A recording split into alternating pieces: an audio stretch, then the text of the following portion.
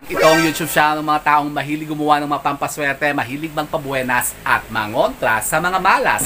It's me, Rico Mori, and welcome back to my channel.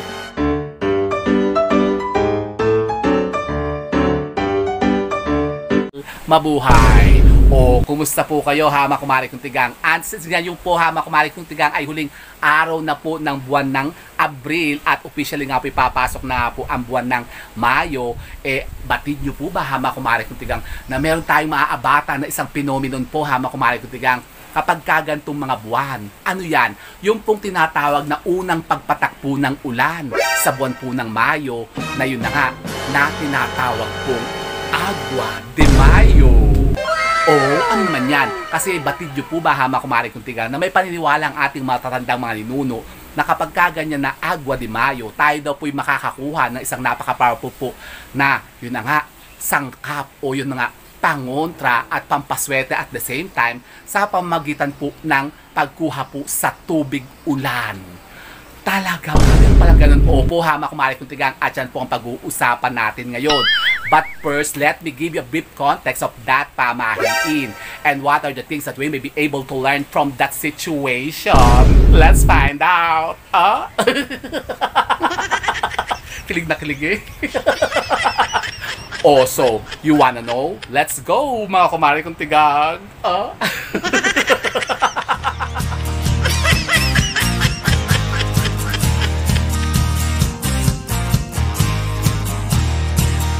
Yun na nga po, Hama Kumari Kong Tigang, isang mapagpalang araw po sa inyong lahat. At yun na nga po, ang topic natin ngayon, Hama Kumari Kong Tigang, ay ang unang pag-ulan po ngayong buwan ng Mayo.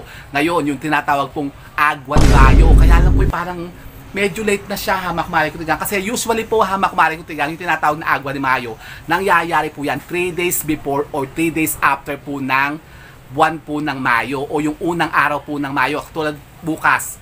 Ano ba bukas? April 30. Ay, April 30 parang bukas. So, dapat ngayon umuulan na kasi eh. Pero usually po yan, Hama Kumari Kong Tigang, 3 days before or 3 days after po ng May 1, uulan yan. Uulan talaga yan siya, Hama Kumari Kong Tigang. At abatan nyo po yan. Kasi bakit? Alam nyo po ba, Hama Kumari Kong Tigang, na napakainam po. Naku, ang sino naman yung maingin yun. Mabuwis talaga eh. Kasi tayo po, Hama Kumari Kong Tigang, ay ito outdoor vlog na naman. Kasi talagang init na lang, mga Kumari Kong Tigang, sa loob ng bahay. Kaya tayo dito na po nagbablog nga sa labas. Kaya lang po yan, hintayin nga natin yung ulan.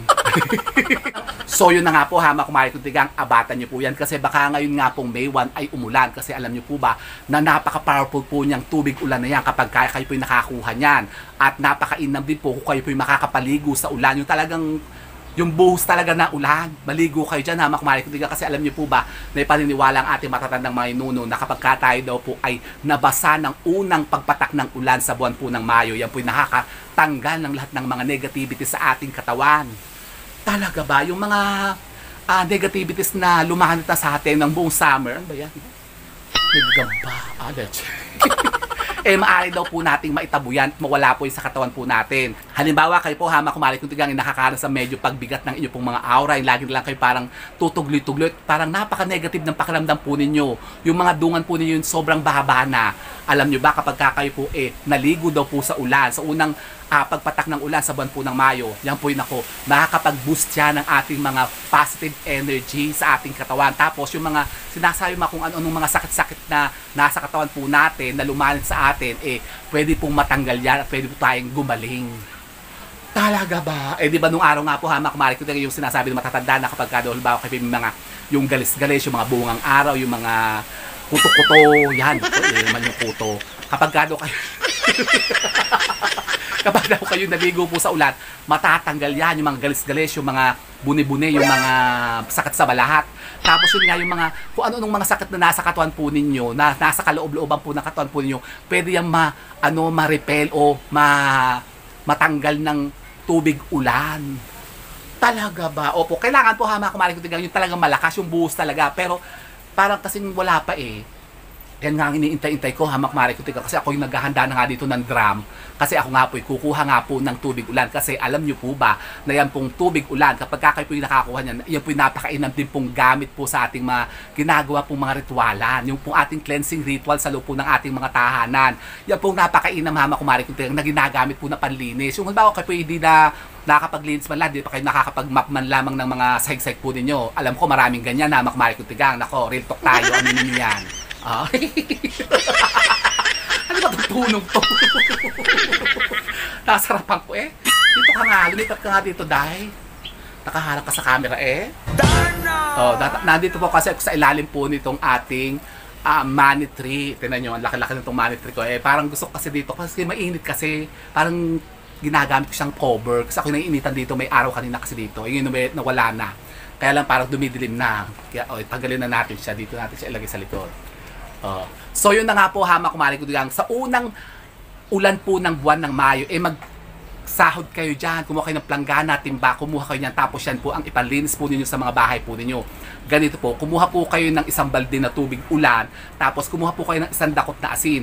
Yan po ay dasalan nyo po ng isang ama namin sa Abagin ng Umaria at sumasampalataya, tapos yan po ay krusan po ninyo. Humiling kayo dyan, magpetisyon kayo na lahat ng mga negativities na naan sa loob ng bahay po ninyo, itanggalin niya, linisin niya, i-absorb niya lahat para matanggal yan sa loob po ng bahay po ninyo. Yung mga negatibong enerhiya na nagpapabigat sa buhay po ninyo, yung parang kayong ba nakakaramdam ng sobrang bigat sa bahay po ninyo, baka nga kayo nalulukuban ng mga negativities.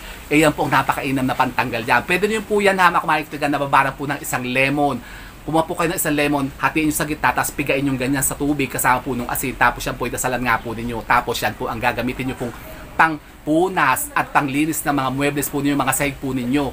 Pwede nyo rin pong gamitin yan, hamak kumahigtigan, na pangligo kung papatakbo ang pag-ulan ng yan ng buwan ng Mayo ay tuwing araw po ng Biyernes. Sino naman yung kahit yun? Mga leche eh.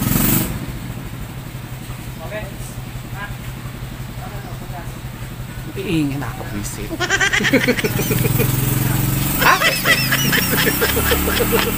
Ayoko yung ganyan kasi habang kumaligtig kapag ako nagbablog sa labas.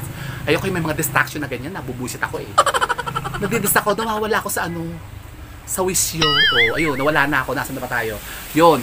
Kayo po, hamak kumaligtigang ay magsahod po. Magsahod kayo ng tubig ulan sa mga timba. Tapos, yan po ilagyan nyo po ng isang dakot na asin. Tapos, yung lemon, tigaan nyo yan. Hatiin nyo sa gitna, tapos pisain yung ganyan. Ito po ang gawin po ninyo, hamak kumaligtigang magsahod po kayo ng tubig ulan ngayon po sa Agua de Mayo. Unang araw po ng buwan ng Mayo. O halimbawa, siguro yung mga first 7 days po, dyan po ulan yan, hamak kumaligtigang. Kaya lang minsan may late po kasi umulan.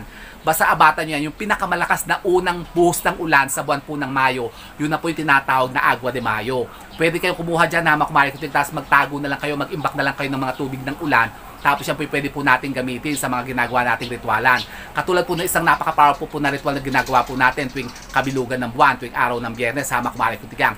Kung kayo po yung nakakaranas na yung sobrang kamalasan sa buhay po ninyo, halimbawa kayo po laging walang pera, napakarami yung pagkakautang, lubog na lubog kayo, hindi kayo makabayad, lagi kayong nauubusan ng pera, nasasaidan. Alam niyo po ba, hamak kumaligtigang, sa pamamagitan lamang po ng paggamit po ng tubig ulan, gagawin po natin isang napaka-powerful na manifesting ritual na ginagamitan po ng tubig at ng bariya. Yan po yung makakatulong po sa atin yan. Para masinasabi yung makamalasan yan ay mawala ng tuluyan. Paano? Ganito po, hamak kumaligtigang. Kapag ka nga umulan po ngayong buwan ng Mayo, unang ulan po yan ng buwan ng Mayo, hamak kumaligtigang, magsahod kayo. Kumuha po kayo ng isang basong tubig ulan. Ganito po, yan. Eto, hamak kumaligtigang. Pagkatapos, anong gagawin natin? Kayo po'y maghanda lamang po ng 3 pirasong mga barya o mga silver coins. So, eto po yun, hamak kumaligtigang. Ayan, ang ating mga barya. Anong gagawin natin? Sa tubig na ito po, ilalagay po natin ang ating pong mga barya. Isang basong tubig po, hamak kumaligtigang. Mas maganda nga po kung tubig ulan. Pero kung wala naman po kayong tubig ulan, pwede nyo po gawin po sa mga ordinary pong tubig, galing po sa gripo. Pero mas mainam po nga yung tubig ulan kasi talagang napaka-powerful po na kasi galing po yan sa kalikasan eh. Tapos anong gagawin natin? Ito pong ating barya ay dadasalan natin na makaakit ng mga positibong enerhiya na magbibigay sa atin ng walang humpay na kaswertihan sa pagpaparami po ng pera para kayo talagang pasukin na maraming positive energy tungkol po sa pera. At halimbawa kayo po yung mga utang, makakabayad na kayo ng mga pagkakautang po ninyo.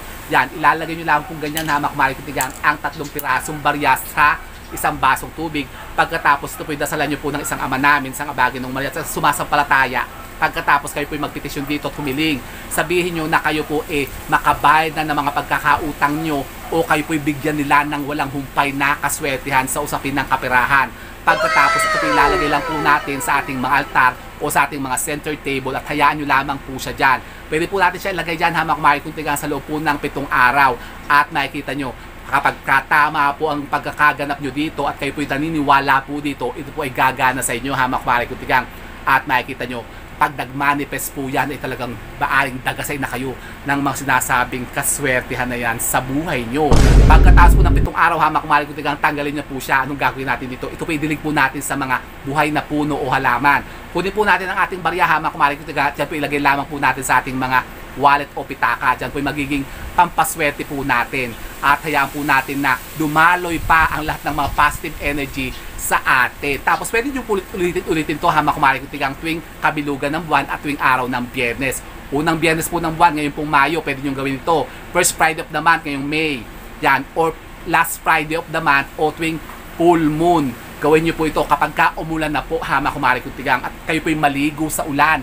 Para yung mas nasabing mga negativities na sa katawan po ninyo ay lumanit na. Matanggal na yan. Yung mga lumanit na mga kamalasan sa inyo, linisin na natin yan, ituloy na natin yan at hugasan natin yan para lahat ng mga kamalasan na naranasan sa buhay nyo ngayon ay mawala na. Paswertehin naman kayo hamak makikuntigan, aleche. So ganun lang po hamak makikuntigan. Subukan nyo po ito. Hindi nyo pa po ito nasusubukan, subukan nyo. Para malaman nyo po hamak makikuntigan kung ano po ang taglay na bertud at power ng mga tubig ulan. Ako, napaka-epektibo po ito hamak makikuntigan. Swerteng-swerte po yan ang tubig ulan. So yun po hamak makikuntigan. Sana po may napulot na kayo mga bagong idea at kaalaman sa pag-akit na naman ng mga bagong kaswertihan at pagkontra sa mga kamalasan. And with that, mga makikuntigan, keep safe and God bless. Thank you for watching. And don't forget to subscribe my channel. I know you like it. And don't forget to brush your teeth. Ano ko Bye mga makikuntigan. Gawin nyo to. Ngayon pong unang ulan ng Mayo, gawin nyo po